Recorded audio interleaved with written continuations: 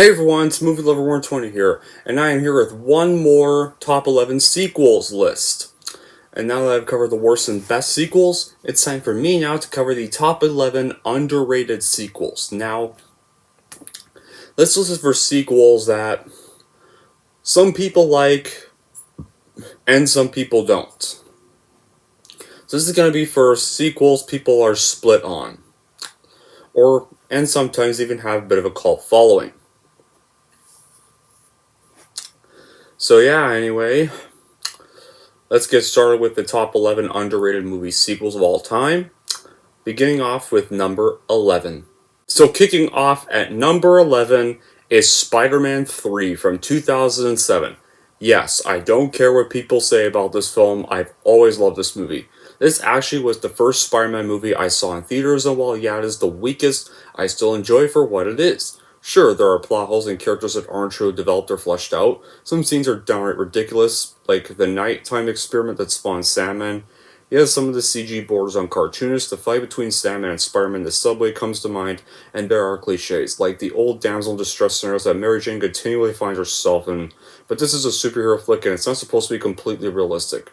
So like Steve Winwood says, just roll with it, and what makes this movie rewatchable is that the acting overall theme of forgiveness, as it perhaps pertains to Peter Parker and Spider-Man, and even Tobey Maguire, Thomas Hayden Church, and J.K. Simmons, all give great performances. It rises above the hawkiness and give as well. Even James Franco delivers. He just plays this great jerk and a very well-written character in Harry Osborn in this movie. And Rosemary Harris is once again still the best Aunt May and always will be. If you take out the Bully Maguire stuff, Topher Grace's Venom, that crap, you probably would have a much better movie here. Kicking off at number 10 is for another Marvel movie, and that is none other than Blade 2. I think this has to be one of the most underappreciated Marvel films. Granted, I like the first Blade better, but I still decently enjoy the sequel as well. Blade 2 amps up the action and intensity to make a worthy sequel to its innovative predecessor. The decision to have Blade team up with vampires in this film is brilliantly and really ratchets up the tension. The addition to Guillermo del Toro in the director's chair adds a certain flair as well, and the villain played by while the villain played by Ron Perlman in this movie is a little lackluster compared to the first one, or compared to Deacon Frost in the first film, he still has a really enjoyable performance here, especially considering you have basically Blade and Hellboy fighting each other. And the few jokes here and there were also a little nice additions. There were not too many, and those present were good. So yeah, this is a pretty great direction job, and this also would pretty much, in my opinion, is probably the very last good Blade movie we'll probably ever get. Kicking off at number 9 is for a movie I reviewed last month, and that is none other than The Lost World Jurassic Park. What can I say? This is the best Jurassic Park sequel. And always will be. I don't understand all the horrible reviews for this film. Sure, not a great film, especially compared to the first one, but definitely a good, entertaining movie. I almost enjoyed just as much as the first one. The Lost World still contains impressive eye-popping effects. These are just as flawless as the CGI as the first Jurassic Park movie. There are more dinosaurs and they all look great. The film contains more action than the first and it's all exciting. One scene that even stands out is the scene with the raptors in the fields, and I love the way Spielberg shot it. The Lost World continues to affirm this frightening realization while remaining a good, thrilling piece of blockbuster entertainment, never squandering the opportunity to be dark and violent, but also peppering the occasional one-liner, like some funny, some cringeworthy for good measure, especially from Ian Malcolm. Much like its predecessor, this is ultimately a variation of the summer blockbuster done well in a consistently enjoyable manner. Kicking off at number 8 is going to be for Pirates of the Caribbean, Dead Man's Chest. Now, I'm going to say this.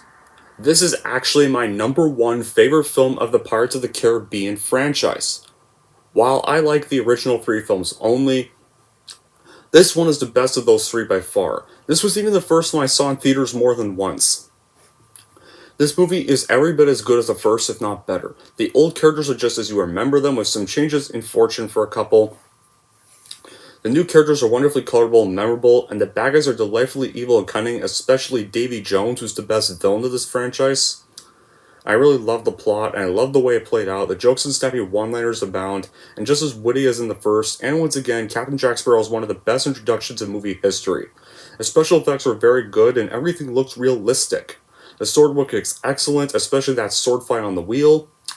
The fight's both suspenseful and entertaining, and there's a wonderful surprise at the end. of the movie, like you all know what it is at this rate, though. If you want to, if your guys always look for a movie that makes you think, this is not really it. But for those who just want a fun, entertaining movie that will take you away from reality, especially in this era, this is definitely a movie for you. Kicking off at number 7 is Crank High Voltage.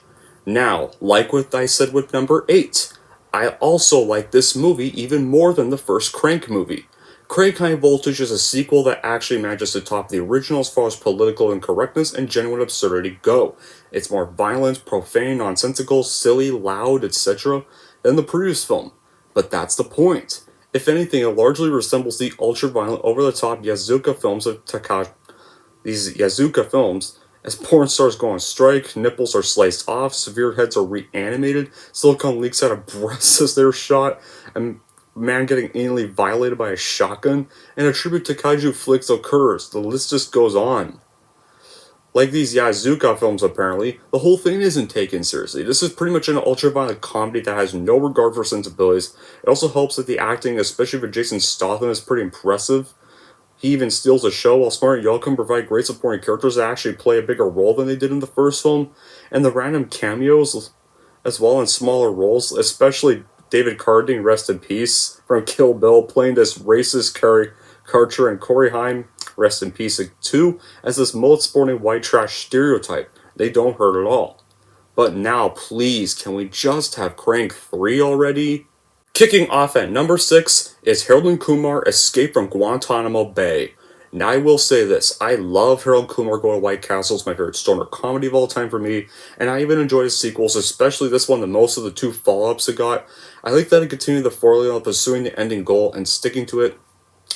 But I thought the entire subplot involving a love interest to Kumar, who's played by Danielle Harris, it makes for some intriguing character developments, and obviously leads to some key plot points in the movie, but it just felt a bit too contrived and cliched for my liking.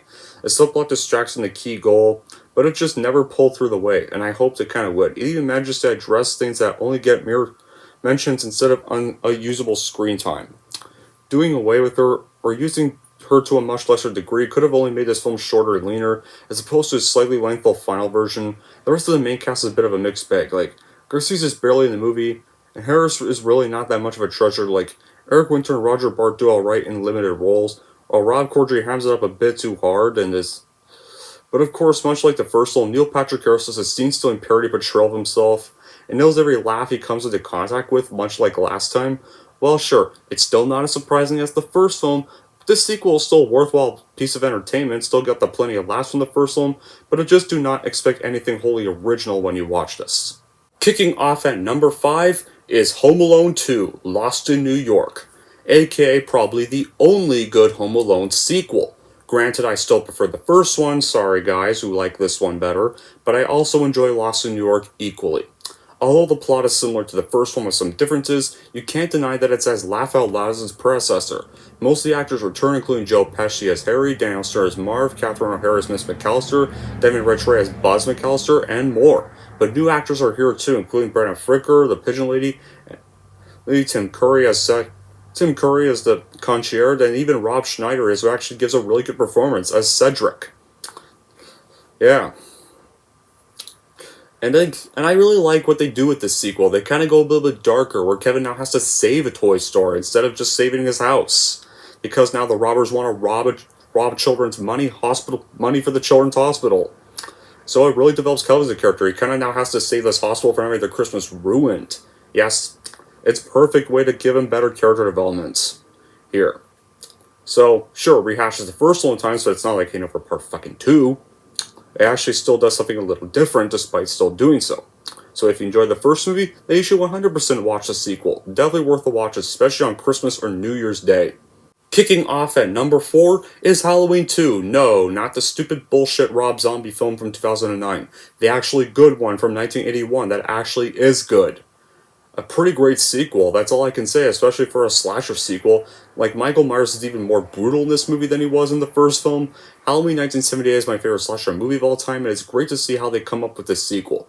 The acting's brilliant, Jamie Lee Curtis and Don Pleasant are still some of the best actors in this franchise. The score is again composed by John Carpenter, and the thing that really made me think a lot is that Rick Rosenthal, and what's pretty ironic is that Rick Rosenthal directed both the best and the worst Halloween sequel. He directed Halloween 2 for 1981, and he directed Halloween Assurrection, which I mentioned in the worst sequels. That's pretty weird, honestly, and kind of funny at the same time. It's up to the individual viewer how much or how little they appreciate the new twist Carper brings to the tale, or the fact that more explanation is given as to why Myers does the things that he does. But now for my criticisms, that yeah, it does kind of set up the crappy Thorn trilogy movies, and yeah, and plus we have that twist of Michael being Laurie's brother does not work for me. But if you take those out or mute those parts, you have a pretty good sequel for nonetheless. In any event, Halloween 2 is good entertainment, exceptionally well paced, suspenseful, violent, and genuinely exciting by the end. It's a worthy sequel to a classic original. Kicking off at number 3 is another 2008 sequel, and that is Rambo 4, or Rambo. It should be called Rambo 4, not Rambo. Another film from 2008, this is easily the greatest of the Rambo sequels and a worthy finale to the franchise. Well, I wish anyways, it was. A straight action film only Stallone could deliver, nobody else could direct such an uncompromising pursuit of battle. The battle sequences of this movie are glorious and violent in a way that is special, a new extreme level of tension that achieved in my opinion. I don't say this as blind excitement. The movie delivers a movie high that is not often attempted.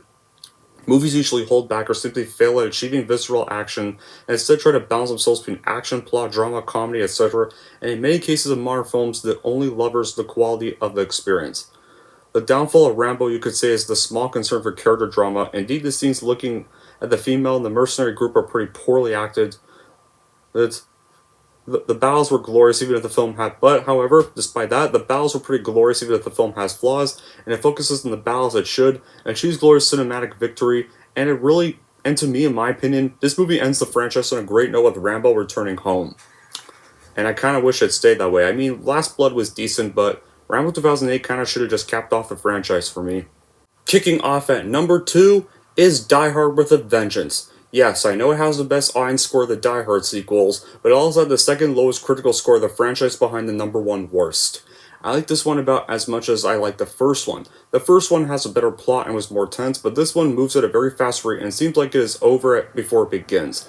A vast improvement over Part 2, this movie once again finds McClane in the middle of an emergency situation, but unlike Part 2, it is very reasonable that he is involved as Iron's characters to brother the lead villain from the first film.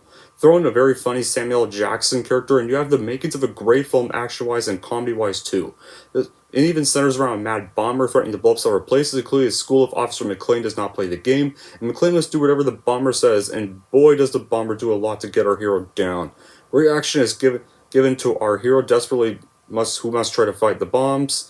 Multiple car scenes, a cool scene on a boat, and loads and loads of gold thrown in for an exciting ride.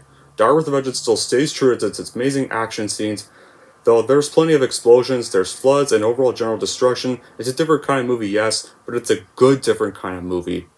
And with that, the number 1 most 2 underrated sequels of all time, and these 2 are going to get me in a lot of shit. Here it goes.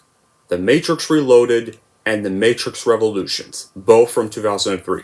Okay, I'm gonna say this, guys. I never hated the Matrix sequels at all. Well, except for last year's Resurrections, I mean. I actually like the first 3 films altogether a lot, even if these 2 aren't nearly as good as the superior first one. With Reloaded, the opening scene is unforgettable, the fight sequences are impressive, especially the car chase and Smith clone fights, and the plot continues from where the original left off. It is not all action, it even keeps you thinking. And as for Revolutions, yeah, it's the weakest of the 3, but way better than people make it out to be. They're like, Revolution is the worst fucking sequel of all time, there's barely any Matrix scenes, get a fucking grip, oh my god. Because this third installment still carries more emotional weight rather than show off its visual marvels. There are 2 big action scenes that make up about a third of the film, like the breathtaking invasion of Sion by the Sentinels, which is so good they almost forget that we haven't seen our 2 main characters for the better part of half an hour, and then there's the final showdown between Neo, Agent Smith, the best fight of the franchise, nothing short of epic. Thousands of Smith clones even watching the streets, and the billions are the 2 duke out mano a mano in the rain streets of the Matrix. So yeah, I'll still gladly take these 2 or the infamous one from last year. And there we go, that officially wraps up the top 11 most underrated sequels. And we've completed the top 11 sequels trilogy. We completed worst, we completed best, and now we've completed underrated. There we go. Man, this was quite a trilogy to make. Especially after making so many reviews, I decided to go back to top 11, something I haven't done in a while. But now you guys know what my favorite sequels are, the sequels I wish got a little more praise, and the sequels I absolutely hate the fuck out of. There you go. But until then, guys, that'll be it for this video. Thank you all for watching, and if you like this and want to see more, then don't forget to like, subscribe to Movie Lover 120.